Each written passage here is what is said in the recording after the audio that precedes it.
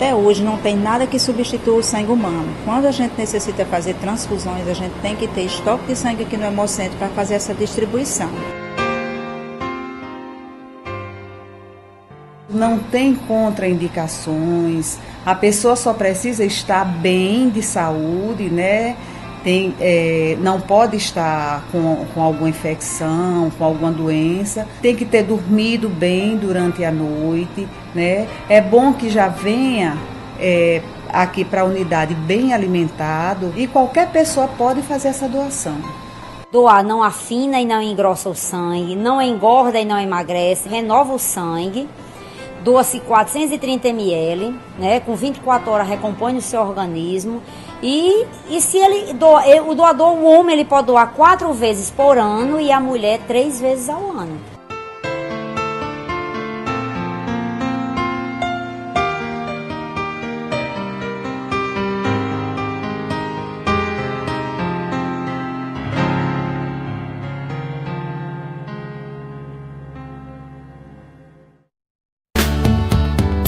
A vontade de fazer o bem ajuda a mudar o mundo. E do outro lado dessa vontade está você e a sua bondade. Existem muitas pessoas fazendo bem a animais abandonados e elas precisam do apoio e da bondade das pessoas para continuarem mudando o mundo. Para conectar esses sentimentos de pessoas, surgiu a Adote Mossoró, um projeto que liga protetores independentes de animais abandonados e adotantes. A Adote Mossoró está presente no Facebook através de sua fanpage, divulgando animais para adoção e apoiando ações dessa causa. E você pode ajudar com apenas um clique. Curta nossa fanpage e compartilhe nosso conteúdo. Alguns segundos seus pode valer um novo lar para estes animais. Não somos uma ONG, somos uma ponte entre a vontade e a bondade de fazer o bem. Visite nossa página no Facebook ou nosso site adotemossoró.org.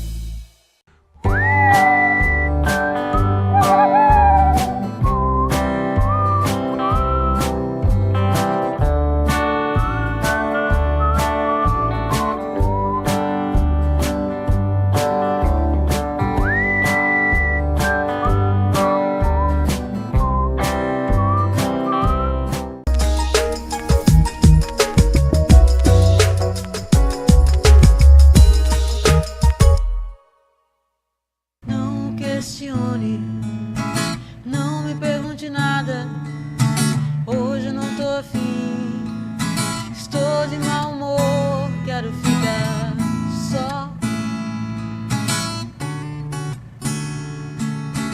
E talvez eu chame meus dragões secretos e os faça atacar você. Saia do meu pé, quero paz.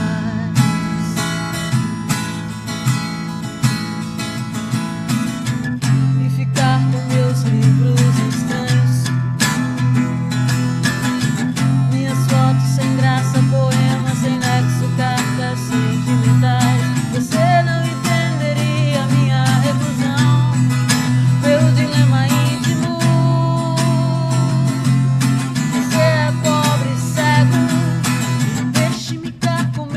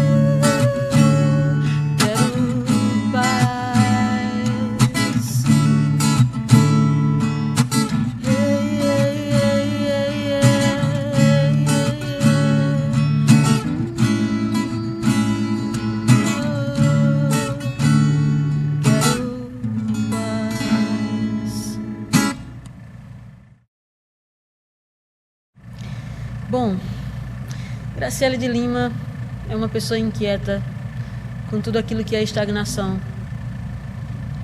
Uma pessoa sonhadora, cheia de planos, cheia de projetos, mas que fica deveras envenenada quando cai na rotina. Graciele de Lima é uma cidadã que deseja muitas vezes ter espaço simplesmente para ser-se, nada de extraordinário, como todo e qualquer outro cidadão. A minha infância foi rodeada de violões e gatos. Minha mãe deu à luz em Alexandria, no interior do Rio Grande do Norte, mas eu vivi grande parte da minha vida na Paraíba, uma cidade chamada Bom Sucesso, e também alguns anos numa cidade chamada Catolé do Rocha. E, assim, todos os dias eu escutava violão. Meu irmão tocava violão todos os dias para minha mãe, eu escutava, ficava apaixonada. Minha mãe também me ensinou a escutar as músicas, as canções do rádio, eu escutava muito rádio, e através dessas canções identificar cada instrumento musical. Ela também me ensinou os primeiros acordes no violão. Então, assim, desde a minha infância, tocar violão, escutar rádio, ouvir música, identificar cada instrumento foi uma constante. Em 1999, eu estava planejando ir para Paraíba, para João Pessoa, para outra parte da Paraíba, para João Pessoa, fazer faculdade por lá, e de última hora eu resolvi que não, que viria para Mossoró, faria letras, queria me aperfeiçoar na escrita, eu gosto de escrever, e vim para a Universidade do Estado, do Rio Grande do Norte, cursei letras aqui. Bom, em 2000, um ano de muita solidão, porque eu não conhecia nada em Mossoró e quase ninguém, fazia muito tempo que eu não compunha, que eu não fazia nada. E uma bela tarde, não sei se tão bela assim, final de tarde, apareceu Enchentes Sentimentais, que fala sobre essa angústia, essa solidão de ver o sol se pôr. Porque todas as vezes que o sol se põe, a gente sente algo morrendo. Talvez tenha sido essa minha sensação, talvez tenha sido essa a minha sensação. Então nasceu Enchentes Sentimentais, que é assim.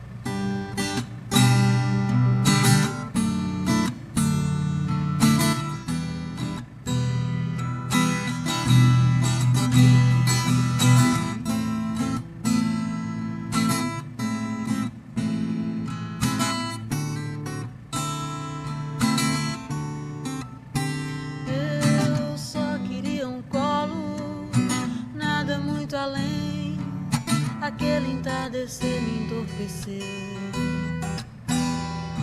É que a sensibilidade inunda meu ser cada vez que o sol se põe. Sempre me pergunto, será que Deus existe? E outras mil bobagens surgem. Acho mesmo que nunca haverá um dia em que eu serei um justo modelo de normalidade. E a solidão vem me visitar.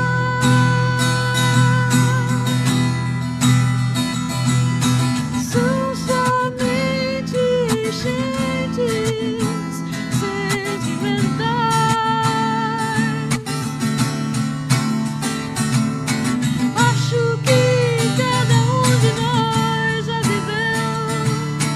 Ventos como esses,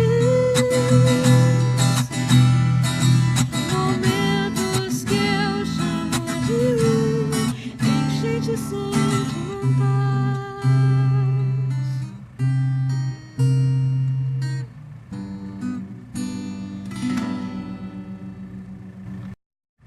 Como a música entrou na minha vida, e eu nunca sei responder, porque eu não acho que a música tenha entrado na minha vida, porque eu não me vejo separada disso. Eu não sou uma musicista, uma pessoa que executa música como única execução artística, como o centro da minha vida não é executar música. Eu não toco em orquestra, não sou uma pessoa que vive nesse interior, mas eu não me vejo separada desse universo musical, porque eu não me lembro de nenhum dia na minha vida anterior ao dia da degustação musical. Porque minha mãe conta que eu tinha fascinação já pelo violão desde bebê, quando eu nem sabia articular direito a palavra. Então, certamente, eu já sentia esse universo musical. Para mim, essa ligação com a música me dá uma ideia de sempre. A ideia do sempre me chega quando eu penso nesse encontro da minha vida com a música. Música, para mim, é uma arte de muita força, é uma arte de muita grandeza, que trabalha com sons e silêncios. E esses sons e silêncios sempre estão dentro de uma cena. Música não é só som é barulho. Mas quando esses sons estão dentro de uma estética e estão englobados com silêncios e com uma cena lírica ou satírica, não sei, aí sim a gente chega no conceito de música. Minha inspiração é bem inusitada, assim. Qualquer coisa pode servir de inspiração, assim, para mim. E, às vezes, existem momentos na vida da gente, todo mundo passa por isso, em que nada inspira. Mas também quando você está em época de parto artístico, quase qualquer coisa pode servir de inspiração. Quando eu era criança, eu escutava muito Nelson Gonçalves, Roberto Carlos, Engenheiros do Havaí, RPM, Rosana, escutava Fábio Júnior também. Depois eu descobri a música erudita no desenho animado. Eu comecei a prestar atenção na influência que o som do desenho animado provocava. E eu fui descobrindo a música erudita através disso. E me apaixonei e pronto. Olvido o nome dessa canção.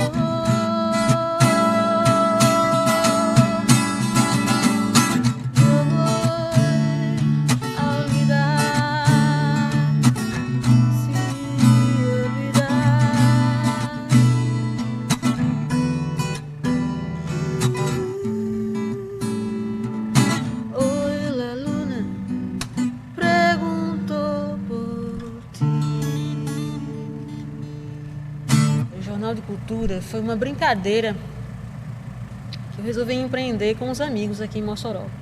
Em 2004, eu senti necessidade de fazer uma comunhão do que eu escrevia, com as coisas que os meus amigos escreviam e que muitas vezes guardava. E de repente eu convidei um amigo e pensei, vamos fazer um jornal de cultura que não seja uma coisa para ganhar dinheiro, que não seja uma coisa para simplesmente aparecer, mas um veículo que a gente pudesse estar em contato com as pessoas, para que a gente pudesse ser lidos, né? E a gente criou o Litera Jornal de Cultura, que no início era Jornal Cultural A Voz.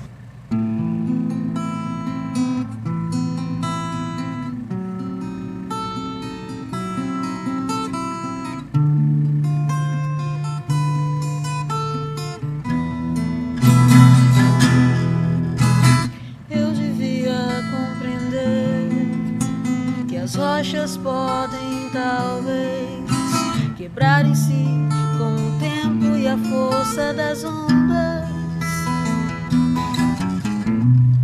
Porém, eu não convivo com marés e assim sendo, não conheço as consequências vindas de sua teimosia. Pérfida sorte, hipocrisia, por isso é que me absorvo em pessimismos, devaneios de hipocondria. Pérfida sorte, hipocrisia, por isso é que me absorvo em pessimismos, devaneios de hipocondria. Não há calor, a solidão, frio e medo, a falta de outro corpo, outro pensar. Sou um poço fundo e largo que não se lembra como é a chuva. Sou um poço fundo e largo que não sabe como voltar a ser cheio. Pérfida sorte, hipocrisia, por isso é que me absorvo em pessimismos, devaneios de hipocondria.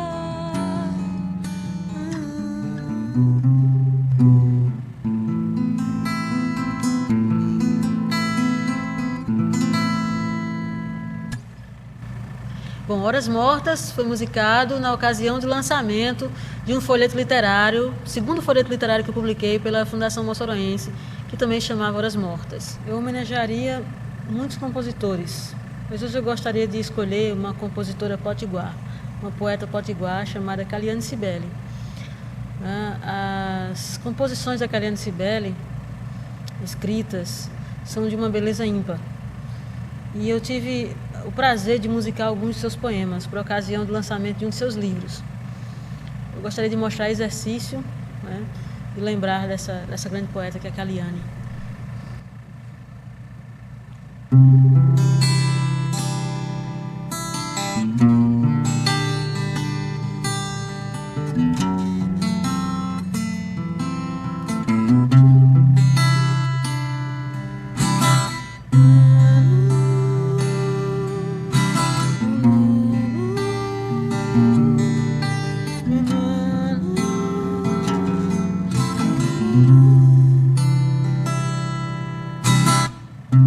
Coubera-me antes de todo o tempo este olhar com que te olho despido, sob a claridade que escorre da minha mão.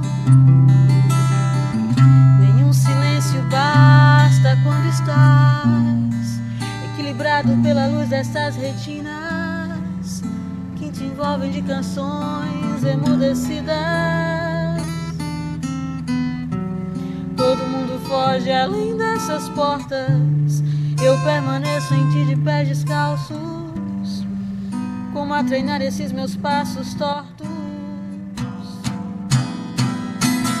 Tudo é ânsia de palavras lá fora, e eu permaneço em ti de olhos cerrados, soletrando o silêncio dessas horas. Tudo é ânsia de palavras lá fora, e eu permaneço em ti de olhos cerrados, soletrando o silêncio dessas horas. Todo mundo foge além dessas portas, e eu permaneço em ti de pés descalços, como a treinar esses meus passos tortos. Tudo é ânsia de palavras lá fora, e eu permaneço em ti de olhos cerrados, soletrando o silêncio dessas horas. Tudo é ânsia de palavras, e eu permaneço em ti, soletrando o silêncio.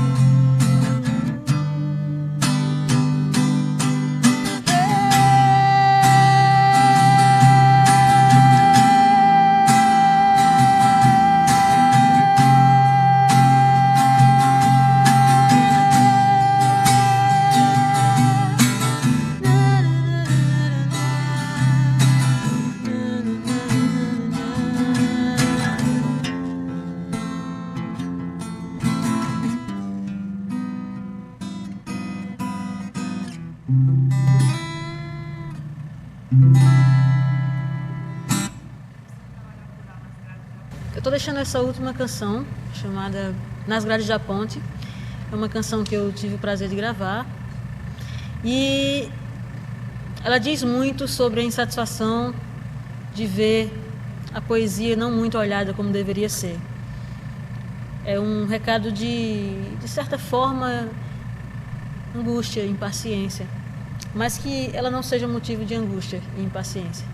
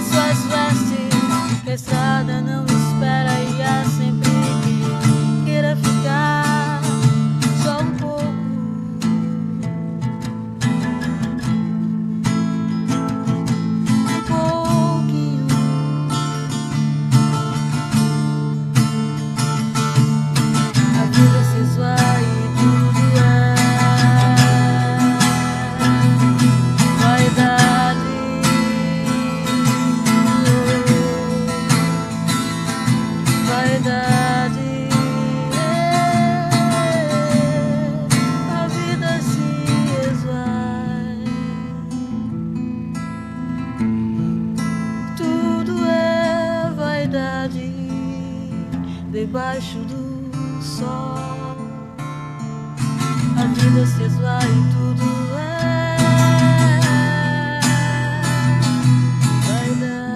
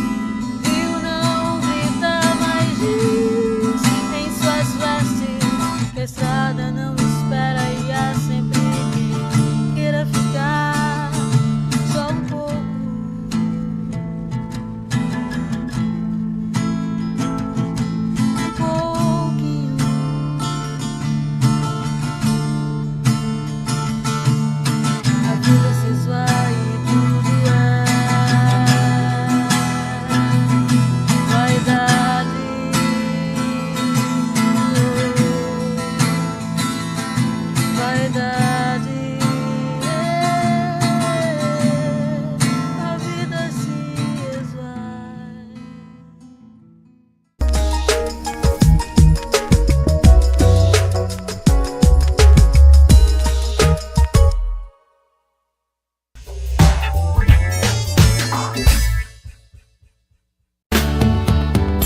A vontade de fazer o bem ajuda a mudar o mundo. E do outro lado dessa vontade está você e a sua bondade. Existem muitas pessoas fazendo bem a animais abandonados e elas precisam do apoio e da bondade das pessoas para continuarem mudando o mundo. Para conectar esses sentimentos de pessoas, surgiu a Adote Mossoró, um projeto que liga protetores independentes de animais abandonados e adotantes. A Adote Mossoró está presente no Facebook através de sua fanpage, divulgando animais para adoção e apoiando ações dessa causa. E você pode ajudar com apenas um clique. Curta nossa fanpage e compartilhe nosso conteúdo. Alguns segundos seus pode valer um novo lar para estes animais. Não somos uma ONG, somos uma ponte entre a vontade e a bondade de fazer o bem. Visite nossa página no Facebook ou nosso site adotemossoró.org.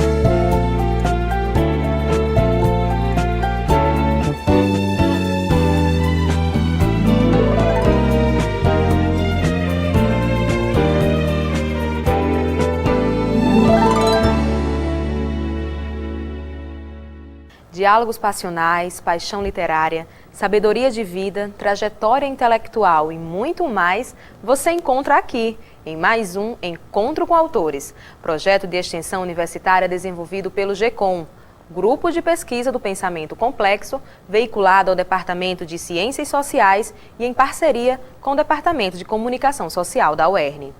No programa de hoje, o professor Ailton Siqueira fala de sua descoberta do escritor argentino Ernesto Sábato.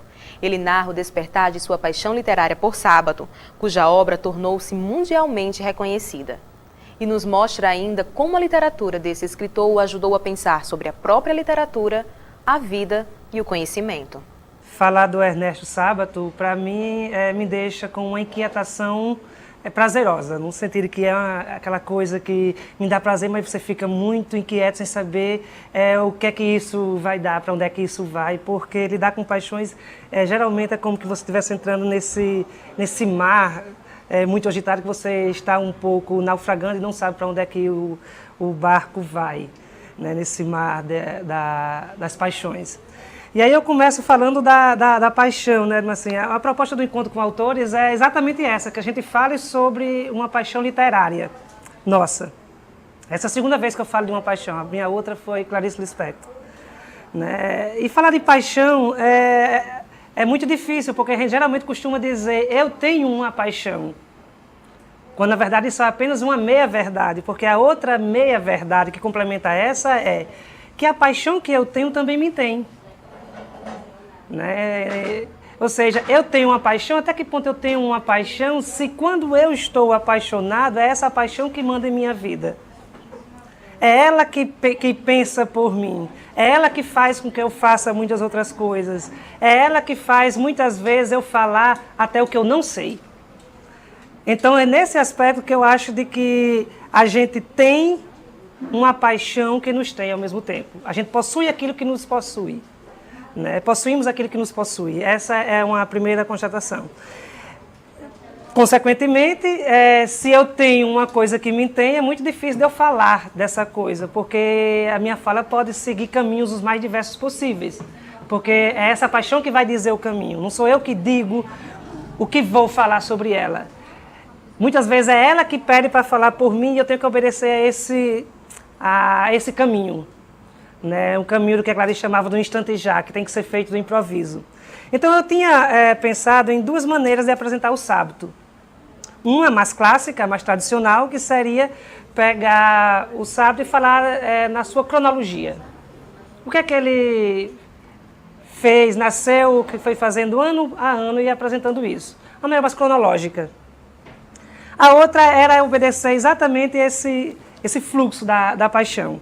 E eu obedecia ao fluxo da paixão porque eu acho que aí eu tenho condições de ir, voltar, entrar num assunto, entrar no outro e ser mais fiel à literatura dele, à produção dele, que está sempre mexendo com coisas que para a gente são muito difíceis, porque são coisas paradoxais e ao mesmo tempo complementares, né? É de uma coisa que vai e que volta ao mesmo tempo, né? Nessa ideia de recursividade e dialogia constante. Tem uma coisa que eu estava lendo, o último livro dele, né, que eu peguei para ler, que é esse livro aqui, A Resistência, que é uma coletânea de 5 cartas que ele escreve às novas gerações. E tem uma frase dele que eu acho que é uma frase que me inspira muito a até mesmo dar o tom, o ritmo e a linha da minha reflexão sobre o sábado. Né? Que o sábado diz: o contato com qualquer obra humana evoca em nós a vida do outro, deixa rastros que nos inclinam a reconhecê-lo e a encontrá-lo. A minha exposição é um pouco dessa exposição atrás de procurando encontrar esses passos, esses rastros desse autor, que a primeira leitura já me deixou fascinado pela emoção, mas também por trazer essas verdades que aparentemente estão à nossa frente e a gente nunca percebe. O sábio tem para mim essa grandeza. Ele fala de algumas verdades que parecem óbvias, mas que a gente nunca pensou sobre elas. Né? E daí minha paixão. Eu lendo algumas obras do sábio e querendo saber muito mais de como é que ele construía algumas ideias, evidentemente que a gente vai se deparar com a vida desse escritor. Né? E aí eu descobri que o Sábato é um escritor argentino, né, que nasceu em 1911, né, é o 10º filho de uma família que teve 11 filhos. Né, fez faculdade de Ciências Físico-Matemáticas na Argentina. Foi um militante ativo na juventude estudantil, fazia parte ativamente da Juventude Comunista. Né, em 1938, ele obteve o doutorado em Física, né, e conseguiu uma bolsa para ir trabalhar com a questão do átomo nos laboratórios da França. Em 1943, ele entrou numa crise existencial que iria mudar todo o resto da vida dele. A crise de 43, ela dividiu a vida do sábio em 2 momentos radicais. Né? A crise existencial que ele mesmo diz em suas memórias, num livro chamado Antes do Fim. Ele diz que vivia, nessa época, uma tensão entre o universo abstrato da ciência e a necessidade de voltar ao mundo obscuro e carnal a que pertence o homem concreto.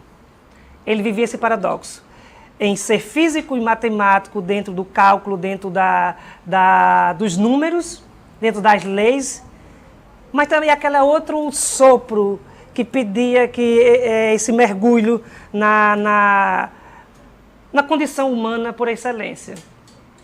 Ora, a partir dessa crise, ele toma uma grande decisão. As crises, como a gente sabe, todos nós sabemos, elas não são sinônimos de destruição. As crises sempre são sinônimos de reorganizações. O problema é que muitas vezes, quando nós entramos em crises, nós sempre achamos que as crises são o fim das coisas, e não são. Não necessariamente o fim das coisas. Uma crise existencial, evidentemente, que não é o fim de uma pessoa. Pode ser o agente facilitador de uma mudança. Foi o que aconteceu com ele. Ele se afasta efetivamente da ciência, portanto, do mundo da física, abandona suas pesquisas na França e se dedica completamente à literatura e à pintura. Na época, o sábado foi criticado por toda a comunidade científica, que dizia a algumas dessas pessoas: sábado abandona a ciência pelo charlatanismo. Perdemos um físico muito capaz em quem depositamos muitas esperanças. Ora, e assim ele foi recebendo um conjunto de críticas muito grande. E a primeira coisa importante para mim, né, enquanto leitor do sábado, foi perceber o que ele fez com essas críticas. Né? As críticas ajudaram a redefinir a decisão que ele já tinha tomado. né?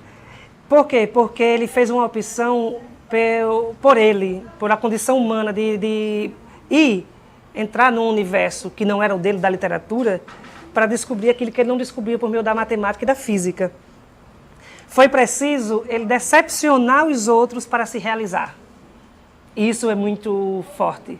Uma pessoa com pesquisas financiadas, uma pessoa com um futuro brilhante, que a comunidade acadêmica e científica esperava dele grandes revoluções e progressos, o homem simplesmente, numa crise, diz que isso não o pertence, que ele quer fazer outra coisa. Então ele teve que decepcionar um conjunto muito grande de expectativas para descobrir quem ele era e se realizar por meio disso. E ele diz textualmente: muitos pensarão que é uma traição à amizade o que eu fiz, quando o que eu fiz não é nada mais, nada menos do que uma fidelidade à condição humana que eu sou. Eu não traí os outros, eu apenas fui fiel a mim, aos meus instintos, aos meus desejos, às minhas intenções. O Destino, tem uma frase dele que eu acho emblemática nesse livro de memórias chamado Antes do Fim, que ele diz: o destino sempre nos conduz ao que teríamos de ser. Como que dissesse que a decisão dele em ir para o mundo da literatura já era algo que ele apenas tinha que obedecer para ser fiel. Não foi algo planejado, simplesmente aconteceu e ele aceitou. Né? Estudando um pouco mais a biografia do Sábato, escrita por ele mesmo, um livro de memórias, eu adoro livro de memórias porque é uma autoanálise profunda, né? A gente descobre que o Sábato foi um homem que teve muitas mulheres, né? Se casou algumas vezes, né? E dando uma entrevista ao Roda Viva, né, um repórter muito curioso perguntou a ele: Sábato, parece que a monogamia não é a virtude que lhe agrada, não é verdade? Aí ele disse: bom, não é bem assim. Não é que a monogamia não me agrade, é simplesmente porque a monogamia é falsa. Né? O homem, por natureza, é polígamo. Não todos, evidentemente. Porque às vezes tem uns que não dão no couro, diz ele. Ora, a ideia do Sábato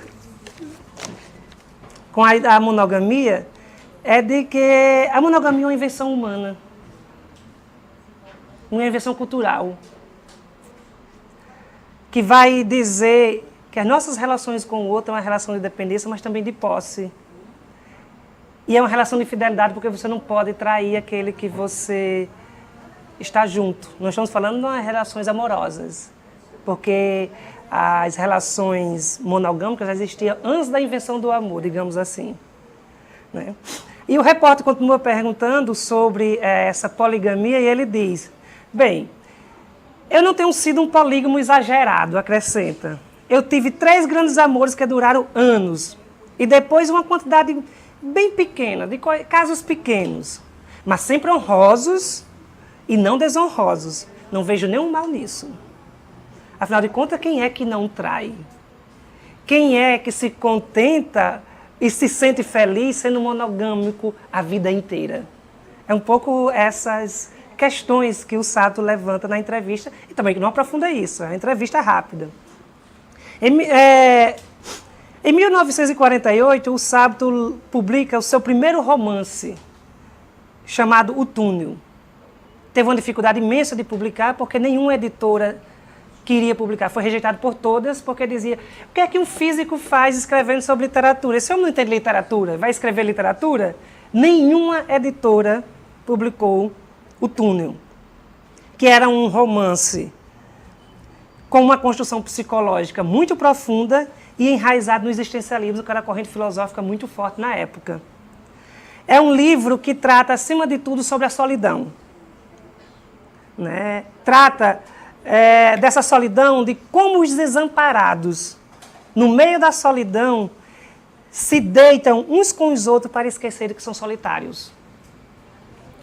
Eu diria que a coisa mais fascinante da literatura é exatamente isso. Ela antecipa o tempo para dizer aquilo que é essencial. Essa é uma das verdades essenciais que nós vivemos hoje na modernidade. pessoas solitárias que se deitam uma com as outras para esquecer de que vivem numa solidão. Não é mais o amor que está unindo as pessoas. É a carência. É o medo de perder. É a solidão que une. E segundo algumas pesquisas dos psicólogos, diz que essa vai ser a sensação que vai predominar no século XXI. Não vai ser, os casamentos não vão ser construídos à base do amor. Vão ser construídos em torno do medo de viver sozinho.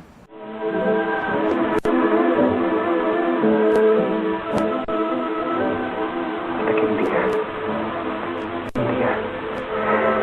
Dios mío, aún ahora se me agita el corazón al recordarlo. Era ella, María. No sabía qué hacer, luchaba entre mi horrible timidez y mi absoluta necesidad de verla, de hablar con ella.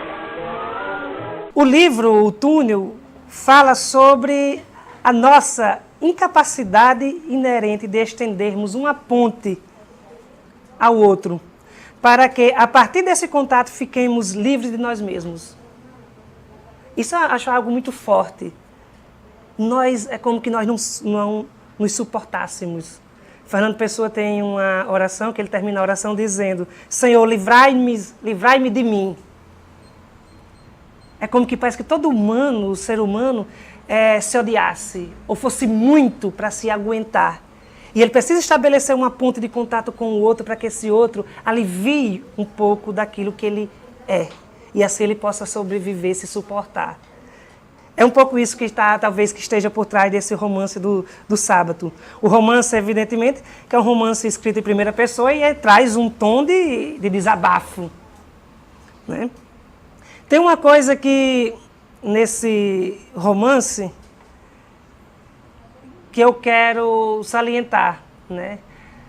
Que não está presente no romance, mas que é fundamental para entender o drama do protagonista, que é Pablo, né? Daquilo que nós somos feitos. Nós somos feitos por 3 desejos. O desejo de entender, se entender e ser entendido.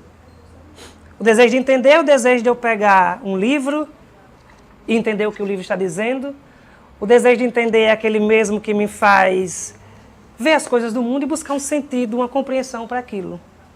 Esse é o meu desejo de entender. O desejo de se entender é quando eu volto às questões para mim, para saber quem eu sou, qual é o sentido da vida para mim, o que eu estou fazendo, isso é certo. É o desejo de se entender. Tem um outro, que só pode ser realizado diante do outro, que é o desejo de ser entendido, mas eu só posso ser entendido pelo outro. E muitas vezes eu só posso me entender sendo entendido pelo outro, porque o homem é um ser de diálogo. É esse desejo ou essa necessidade vital de ser entendido que marca esse romance, O Túnel, né? O romance é escrito por uma pessoa que quer desesperadamente ser entendido. E aí reside um grande paradoxo. O protagonista, que quer ser entendido, mata precisamente a única pessoa que poderia entendê-lo, que é Maria, com quem ele tem uma relação. Ele matou a relação, ele matou Maria e com isso matou a relação, porque sem entendimento não há relação. E sem relação também não há entendimento. Essas coisas, elas se retroalimentam, como diria o Morin. O entendimento me dá as condições para que eu mantenha a relação. Mas é na relação também que eu encontro as condições para o entendimento. Estamos condenados à relação, portanto. Estamos condenados também ao entendimento. E nunca nos entendemos se as relações se desfazem ou simplesmente se acabam. Porque as relações podem se desfazer de uma certa intensidade e permanecer reconfiguradas de outra maneira se o entendimento tivesse sido estabelecido. Isso não quer dizer que os amores não acabem, os desejos não se desfaçam. Nada disso. Isso quer apenas dizer de que se essas coisas acabarem e o entendimento estiver acontecendo, a relação pode continuar em um outro nível. Que não seja necessariamente o amor, que não seja necessariamente o desejo, mas pode continuar de outro nível. Ora, essa história do homem que mata a única pessoa que poderia entendê-lo para mim ela diz algo mais, né? Mostra a nossa natureza e a nossa capacidade, a capacidade que tem o ser humano de matar aquele que pode nos dar o que pedimos. Eu acho isso muito doloroso e ao mesmo tempo muito real, muito verdadeiro. Cada um de nós tem essa capacidade de matar aquele que a gente pede algo que nos realize. Nós temos a capacidade de matar a nossa vida para não sermos quem poderíamos ser também. Temos a capacidade de matar o amor que pode nos realizar. Tudo isso se passa como que dissesse de que o ser humano não está preparado para ser grande. O ser humano não sabe lidar com a grandeza, não sabe lidar com a realização. É como que a realização fosse muito mais um ideal do que realmente algo realizável. Porque quando o ser humano já é grande, não tem mais nada. Já é tudo. E uma pessoa que é tudo, ou ele se mata ou ele se torna um Deus. Portanto, muitas vezes a gente também boicota nossas realizações. Porque a gente não tem a realização que a gente quer, mas eu tenho a busca. Eu tenho a reclamação, eu tenho o sofrimento, eu tenho a angústia. E é por causa de tudo isso que eu crio, que eu invento, que eu estabeleço novos contatos, que alimento outros ideais. Por isso que a falta talvez seja algo muito mais construtivo do que a coisa. Nós somos os seres da falta. É a falta que nos faz, que nos torna aquilo que somos. Não são as coisas que a gente conquista, necessariamente, ou somente elas. A falta nos faz muito mais, né? Ora, volto ao Túnio, né? Porque o Túnio foi muito criticado, evidentemente, e as críticas também se deram exatamente a isso, porque ele não era da literatura. Significa dizer que as pessoas, quando entram numa outra área, é normal que elas sejam criticadas. E o Sábito diz, mas você não critica qualquer um, você só critica aquele em quem você reconhece certos valores que você não tem, ou não admite no outro. Eu acho algo interessante, acho que até uma maneira mais poética da gente lidar com as críticas, não como algo destrutivo, mas perceber de que a crítica mostra apenas o outro, mostra apenas a limitação do outro, mostra apenas esse mundo que está fechado a perceber outras facetas de outros mundos. Você não vai criticar uma pessoa que não represente nada para você. Então ele incorporou muito bem, recebeu muito bem essas críticas. Mas também recebeu críticas elogiosas, por exemplo, de Albert Camus, né? Aliás, críticas extremamente entusiasmadas do Albert Camus. Né? Depois, em 1961, ele publicou um outro romance chamado Sobre Heróis e Tumbas. Para muitas pessoas, esse romance foi considerado um romance político. Mas o Sábato jamais escreveria um romance político. Apesar dele se basear em um personagem da política, o que ele dizia era que apenas queria saber, penetrar no coração de um homem político para saber quais são os dramas que esse homem vive. Porque, para ele, não se faz literatura política. Isso não é literatura, né? A literatura e política são duas coisas separadas, que por vezes se comunicam, mas são separadas. E diz claramente, eu não acredito em literatura política. Não acredito que possa ser uma grande literatura. A grande literatura ocupa-se de outra coisa. A grande literatura ocupa-se do coração do homem, ocupa-se dos grandes problemas existenciais, ocupa-se do bem, do mal, da morte, da solidão, da tragédia, da dor, do amor, das desilusões, das frustrações, dos desejos. A grande literatura trabalha com isso. Agora tem uma ressalva que o próprio Sábito diz. Eu não acredito em literatura política, mas acredito nos escritores que assumem posições políticas. É diferente. Mas não acredito naqueles escritores que fazem de sua literatura um discurso político. A literatura não é para isso. Né? A literatura é algo mais. E aí vem o que ele chama de a missão da literatura. A missão da literatura é exatamente essa. É despertar o humano do humano. Se ela não fizer isso, ela não é literatura. O poeta, o escritor, o romancista, que não tocar no humano de cada homem não é poeta, não é escritor, não é romancista, não é artista. Pode falar até coisas bonitas, mas a beleza que chega aos olhos não toca o coração muitas vezes. Não é um escritor. Os clássicos souberam perfeitamente disso. Porque a missão da literatura sendo essa de tocar o humano do humano, a gente descobre que a literatura é, antes de tudo, um mergulho no homem para descobrir nele a realidade que ele habita, e não o contrário. Mergulha no mundo para descobrir qual é o homem que está no mundo, é o contrário.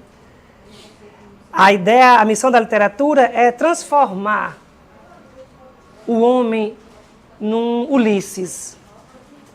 Na Odisseia, Ulisses é o grande guerreiro e herói que sai rodeando o mundo, grandes aventuras, grandes descobertas, grandes conquistas, enfrentando mares furiosos, demônios, infernos, em busca de sua casa. Ele sai de sua casa e faz uma grande odisseia de descoberta de si e do mundo para tentar voltar ao lugar de onde partiu. A literatura, ela tem essa imagem, por excelência. O homem também está numa odisseia. Mas não é a odisseia de conhecer mais o mundo. Não é a odisseia de desbravar novos horizontes, de conquistar novos territórios. A odisseia do homem é uma odisseia de si, que agora ele tem que se mergulhar em si para saber quais são seus demônios. Qual é o inferno que você silenciou? Quais são as vozes que você não escutou sobre você mesmo? Quais são os desejos dos quais você se esconde? Quais são as suas grandes crateras, seus grandes medos? Se o homem não mergulha dentro de si mesmo, ele já está no inferno por achar que já está salvo. Ele não se conhece. Su fama trasciende las fronteras. Es reconocido como uno de los escritores fundamentales de la lengua castellana. Y en todo el mundo, es valorado como un ejemplo de la lucha por la justicia. Me gustaría ser eterno, y si no eterno, por lo menos vivir una cantidad razonable de años, digamos 1000, 2000 años. Un documento único, realizado por el único director que podía hacerlo. Mário Sábato, su hijo. Neste bloco, continuamos a viagem pela vida e obra do escritor Ernesto Sábato, destacando aqui os principais pontos de reflexão da realidade propiciados pela escritura desse autor. Vendo a lista de livros, que eu não vou falar de todos aqui, que o Sábato escreveu, ele escreveu em torno de 16 livros, né? Dos quais eu li uma parte considerável. O Sábato sempre deu importância a essas coisas consideradas desimportantes ou não importantes. Ele sempre valorizou a desrazão, a incompreensão, os devaneios, como matéria de criação e de salvação existencial humana. Eu acho que não tem nenhum escritor, poeta ou artista que não tenha dado importância a essas coisas consideradas cientificamente não importantes, né? E o Sábato, textualmente e claramente, ele diz: eu não acredito na inteligência pura. Né? A inteligência pura só serve para demonstrarmos teoremas e para construirmos pontes e ferrovias. O que para gente, no fundo é importante, isso aqui são coisas importantes. Resolver teoremas, construir pontes e ferrovias, mas tem algo mais importante do que isso para o ser humano, né? Uma verdade e algo importante que só vem por meio da ilusão, que a gente só descobre por meio da imaginação, do desejo e da esperança. Creio que a verdade é perfeita para a matemática, para a química, para a filosofia, mas não para a vida. Porque a vida humana, se for humana, ela está cheia de ilusões. Está cheia de paixões incompreensíveis. Está cheia de paradoxos irreconciliáveis. Está cheia de imaginação está cheia de desejos, está cheia de esperança acima de tudo. Né? E ele dá uma grande importância à esperança, muito próximo daquilo que o Ernesto Bloch faz do princípio esperança. Uma importância imensa à esperança. Né? Com isso, o sábado ele está fazendo uma coisa que é cara para a gente das ciências sociais. Ele está criticando imensamente esse culto da razão, né? Ou, como diria o Morin, essa racionalização, que tenta tudo entender por meio do conceito, da teoria, da hipótese, da fórmula. E a razão querendo ter o domínio da verdade. Né? Tem uma coisa que eu gosto muito de lembrar de uma ideia Foucaultiana, que ele fala de 3 vontades humanas. Né? Os seres humanos têm 3 vontades, né? Disfarçadas, às vezes em uma só. Eu tenho uma vontade de saber, isso é muito bom, a gente ter a vontade de saber. Né? Mas essa vontade de saber esconde uma outra vontade, que é a vontade de verdade. Eu não quero somente saber, eu quero saber e saber a verdade.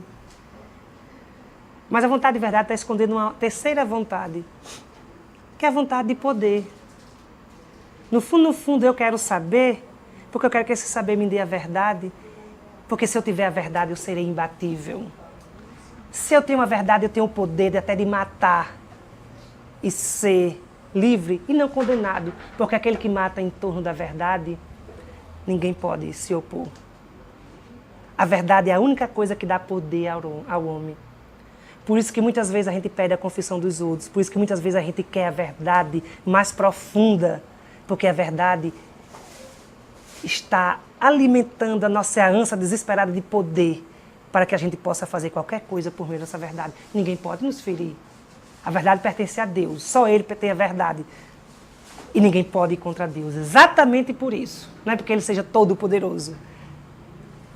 Ele é poderoso porque é a verdade que dá o poder a Ele. Somente isso. E é o sonho do humano na Terra, é de se tornar-se um Deus na Terra. E ele só pode se tornar-se Deus na Terra se ele tiver a verdade. Ora, essa crítica que o Sábato faz da razão, né, na verdade é uma crítica para dizer que a razão, na verdade, é uma desrazão. Ela é obscura, ela tenta esclarecer quando no fundo ela não se esclarece. A gente recorre a todas as teorias para se entender, como Pablo do Túnel, querendo ser entendido, e a gente às vezes passa a vida inteira para descobrir de que a gente nunca se entendeu no entendimento que eu tinha na ciência que eu fazia. E talvez aí tenha uma outra justificativa porque Sábato saiu da física e da matemática. Eram verdades da ciência, não verdades da alma. Ora, tem uma ideia do Paul Valéry, que é um poeta fantástico, que ele diz para a gente um pensamento extremamente importante nessa crítica à razão. A gente pensa que tudo o que a gente pensa é verdadeiro. Mas a gente nunca pensa que o que pensamos esconde de nós o que nós somos. A gente nunca pensa isso. Eu penso que tudo o que estou pensando é verdadeiro, porque se eu desconfiar que não é verdadeiro, eu não consigo pensar ou defender esse pensamento. Então, evidentemente, todos os pensamentos que eu penso e expresso, para mim, são verdadeiros. Me dá até autoridade para poder falar deles. Mas a gente se engana com o pensamento, que pensa dessa maneira, porque o que nós pensamos esconde de nós exatamente o que nós somos. Por isso que é importante a leitura da literatura, porque ela vai nos devolver um outro pensamento que já não pensamos mais. Uma outra forma de pensar. Pensar não num eu narcísico, mas num eu para descobrir no eu os outros, a vida, o mundo, a solidariedade, as raízes do amor, da compaixão, da compreensão, da relação. Portanto, eu quando transito nos textos do Sábado, eu sempre fico achando de que, no fundo, em Sábado há uma aposta muito grande. Uma aposta que diz que nós precisamos nos desafiar e tentar aprender e descobrir com que olhos olhamos o mundo. Né? Eu acho que é isso uma das maiores provocações do sábado. É fazer com que a gente tente descobrir com que olhos olhamos o mundo. Né? O sábado é um grande crítico da modernidade. Né?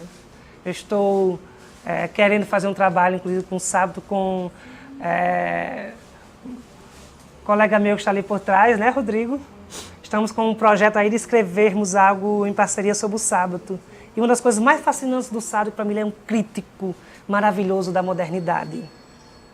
Né? Sem se assumir enquanto tal, o que eu acho mais interessante. Né? Porque para o sábado, o homem avança rumo a esse milênio, ou avança nesse milênio, como a incerteza, com uma incerteza muito forte. Com uma incerteza, mas também com uma sensação igualmente muito forte. É de que parece que o século XXI é o século do abismo, do naufrágio, das trevas. E ele escreveu um livro dedicado a pensar sobre isso, mostrando como é que a modernidade,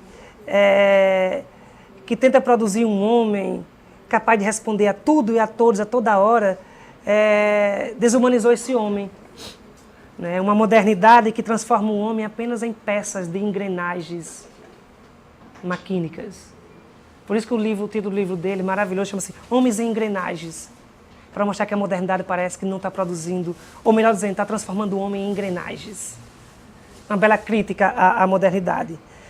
Né? E uma das coisas que a gente tem é de que essa modernidade ela é o resultado de duas forças dinâmicas e amorais, segundo ele. Uma é a força do dinheiro e da impessoalidade, e do mecanicismo que o dinheiro gera, do profissionalismo exagerado, de uma educação profissionalizante, porque ele tem críticas maravilhosas à educação. Nós não estamos preparando os alunos da gente para serem humanos. Estamos preparando esses alunos para dominar algum punhado de conceito, algum punhado de teoria para se integrar no mercado de trabalho. Simplesmente para isso. E achamos que se cumprirmos essa função, nós estamos cumprindo nosso papel de professores. Talvez de professor sim, de educador não, segundo ele. Porque o educador não fala somente para o mercado. Ele fala para aquilo que a literatura também está falando há séculos. Fala para a alma humana. Ora, um dos fatores é o dinheiro. O outro é a razão, que tem na ciência a sua expressão máxima. Né? E ele diz, o capitalismo moderno e a ciência positivista, ou positiva, são duas faces de uma mesma realidade. Elas trabalham em parceria. A ciência que a gente faz também está submetida a uma lógica mercadológica de produção, de quantificação. Né? E ele vai mais além no livro Antes do Fim, dizendo que assim, a modernidade se apresenta, se fosse possível pensar na modernidade enquanto um ser, ela seria um monstro de 3 cabeças, né, formada pelo racionalismo, o materialismo e o individualismo. Né? E nessa modernidade, o indivíduo perde a referencialidade de si, do mundo e do outro. Por isso que ele diz assim, de que a modernidade retira do homem até mesmo a esperança, que é a única coisa que o homem não poderia perder. Retira a capacidade de construir sonhos possíveis e utopias realizáveis. E sem utopias, nenhum jovem pode viver uma realidade ou pode suportar uma realidade horrível. Por isso que ele escreve essas cartas aos jovens. Né? Os jovens estão sem esperanças, estão como João e Maria perdidos, porque não tem nenhuma referencialidade. Eu escrevo não mais para mim, porque eu estou chegando ao final da vida, diz ele. Eu escrevo para que talvez minhas palavras sirvam como aquelas pedrinhas que no meio do caminho serviram para iluminar o caminho de volta a João e a Maria. Escrevo para o outro e não para mim. Eu estou morrendo praticamente. E essa é a grande sensação que ele tem, quase no final da vida, dizendo que Dói muito saber de que quando tem uma feira do livro, por exemplo, que ele é convidado e tem uma multidão de pessoas esperando para dar um abraço, um aperto de mão ou um beijo. Ele fica feliz, mas fica com uma sensação tão estranha, porque ele sabe que talvez seja a última vez que esteja vendo aquelas pessoas. E elas também, sem dizer, estão dizendo que talvez seja a última vez que elas veem, pegam, um abraço ou beijam o grande escritor Ernesto Sábato. Esse sentimento de despedida e esse testamento que ele deixa em forma de cartas é uma das coisas mais preciosas que o Sábato deixa para a gente. E para mim, se eu pudesse, eu lia essas cartas todos os dias, porque para mim elas não param de dizer, talvez mais do que elas simplesmente dizem, né? Porque às vezes as escrituras não dizem o que o autor está dizendo, dizem aquilo que a gente busca nas palavras que o escritor disse. Por isso que muitas vezes os escritores se tornam mais interessantes para uns do que para outros. Porque cada um lê dialogando ou com outras referências que faz com que o texto diga mais ou que diga menos. Neste último bloco, o professor Ailton Siqueira aborda o processo de conhecimento, a condição humana, as artes, a poesia e a aposta do escritor Ernesto Sábato nas futuras gerações. E quando ele diz que a humanidade do homem está se eclipsando, talvez queira dizer de que tudo aquilo que a gente faz na tentativa de se descobrir seja exatamente as coisas que a gente faz para se encobrir. Tudo aquilo que a gente faz para conhecer, por não conhecermos bem o processo de conhecimento, vai nos tornando cada vez mais obscuros para si mesmo. Né? Estou me lembrando de uma frase do poeta brasileiro que eu amo de paixão, que é o Manuel de Barros, que diz assim, a claridade noturna minha visão. Eu fiquei pensando muito, o que é isso quer dizer? A claridade noturna minha visão. E a metáfora perfeita? A gente está diante das luzes que servem para que a gente se veja, para medir a nossa distância, ver o olho no olho. A luz serve para isso, para clarear as coisas. Mas ela só tem essa função e esse poder se a gente tiver uma certa distância dela. Porque a luz que clareia também cega se eu estiver muito próximo. Esse é o paradoxo. Tudo que eu faço para buscar o esclarecimento também pode ser que eu esteja provocando a obscuridade em mim. Portanto, tem que ter muito cuidado com nossas ideias e teorias e essa busca pelo conhecimento. Na concepção da Clarice, todo conhecimento é cego.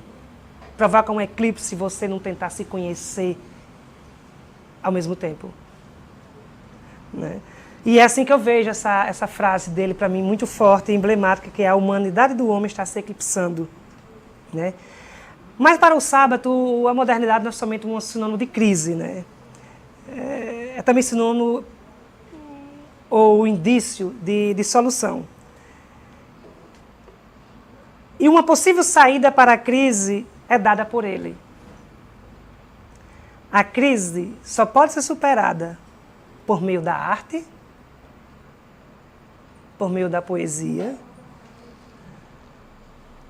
por meio dos valores, ou em uma palavra, se a gente reconstituir a condição humana primordial. Sem pensarmos na reconstrução de uma outra imagem do homem, o mundo está condenado. Porque o que a gente fez com o mundo é um espelho daquilo que nós somos. Portanto, precisamos elaborar uma outra imagem para que a gente veja no mundo outras coisas, outras realidades, que o futuro não seja desespero, mas que o futuro seja esperança. É possível tentar construir um mundo melhor, ou melhor dizendo, é impossível tentar reconstruir ou construir um mundo melhor sem rever essa imagem do homem. De um homem que é sempre muito fascinante, inquietante, muito paradoxal. Um homem no qual há sempre muitos medos. Um homem que sente verdadeiras catástrofes da alma. Um homem que vive muitas vezes a escuridão de amanhã e sem esperanças. Mas, ao mesmo tempo, É no homem que reside a sensação de viver. É nesse homem que reside a vontade de se entregar, a urgência de ser e o desejo de sentir. E eu diria que essa sensação de viver, essa vontade de se entregar, essa urgência de ser e esse desejo de sentir são mais fortes do que todos os fantasmas, do que todas as dores e desilusões que você possa imaginar. Porque mesmo debaixo das cinzas, mesmo por debaixo dessas cinzas, há sempre uma brasa que permanece acesa, esperando um sopro de alegria, um sopro de felicidade, de prazer. Um sopro daquele amor que queima o coração como fogo que faz a sarça do deserto continuar ardendo, queimando e vivendo ao mesmo tempo.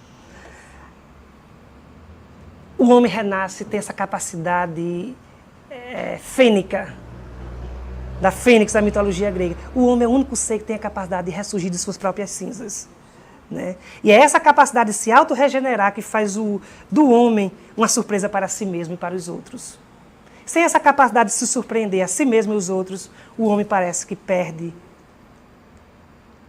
a condição de ser homem e de construir o futuro ou de viver suas esperanças. Para o mundo ser encantado, ser reconstruído, é necessário que a alma humana passe pelo mesmo processo de reconstituição.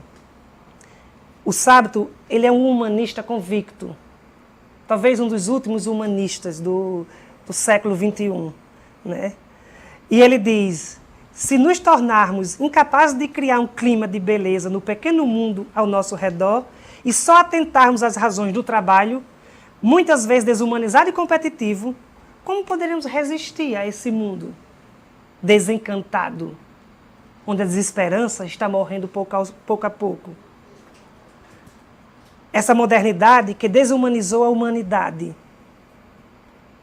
Essa modernidade que, ao desumanizar a humanidade, ainda não matou aquela brasa que está debaixo da cinza queimando. Não matou a capacidade do homem amar. Apesar de, não matou a capacidade do homem amar. E aí eu percebo uma outra aposta do Sábado. Ele aposta, acima de tudo, na reconstrução do mundo por meio dos afetos. São os afetos que a gente tem que pensar. Não é querer criar uma outra mentalidade como os intelectuais fazem. Não é irmos para a sala de aula querer criar uma outra consciência. Para o Sábado a coisa é mais profunda, porque ela está na raiz.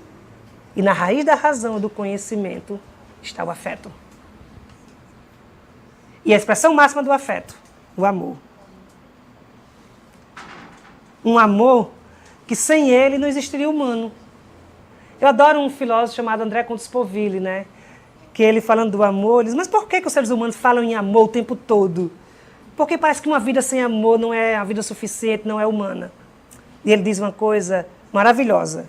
Ele diz, na verdade somos fracos demais para vivermos sós. Fraco demais para nos bastarmos.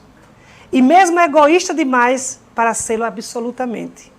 Amar apenas a si, isso seria amputar-se do mundo e da humanidade, fechar-se no próprio espelho, na própria miséria, nas próprias angústias. Não amar nada, isso seria viver sem alegria, sem prazer, sem desejo. Seria já estar morto.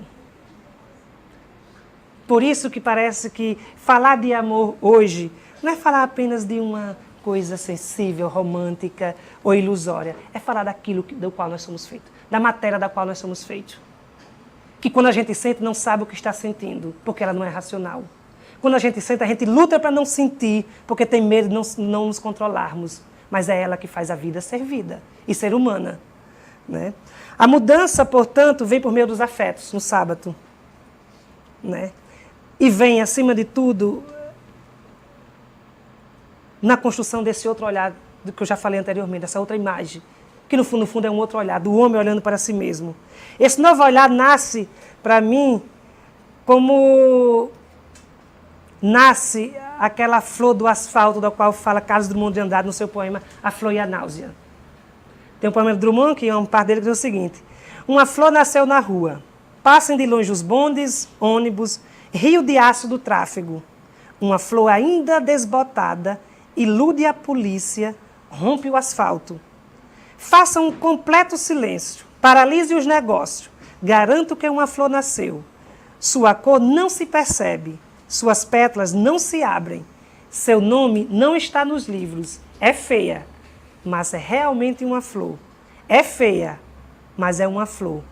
Furou o asfalto, o tédio, o nojo e o ódio. Eu particularmente penso que essa flor pode ser esse novo olhar que nasce, como nasce a esperança diante de um mundo seco, duro e cruel. Né? Se formos capazes de reconstruir ou de construir uma outra forma de olhar e outros valores mais humanos, talvez possamos transformar o perigo de viver do princípio esperança do qual fala o Ernest Bloch. Por quê? Porque o ser humano é a única criatura que só sobrevive graças à esperança. O ser humano é o único ser que faz dessas coisas sensíveis as suas fortalezas. E a gente sabe muito bem disso. E podemos perceber muito bem disso. Basta a gente plantar no coração do homem uma promessa de felicidade. Basta plantar uma única fagulha de esperança. Pingar um pingo de amor, que imediatamente, instantaneamente, você vê um novo fogo, um fogo de vida e uma chama racional por-se em ação na vida desse homem. Não tem nada mais maravilhoso do que isso. Para terminar a fala, que estou falando dos afetos, eu gosto muito de uma escritora chamada Jacqueline Kelly, que ela diz o seguinte: o ser humano começa quando se entrega ao exercício do sonho, do desejo e da esperança. Quando se consagra à beleza e se oferece como montaria ao amor. Termino com o amor, porque é nele que reside minha esperança também.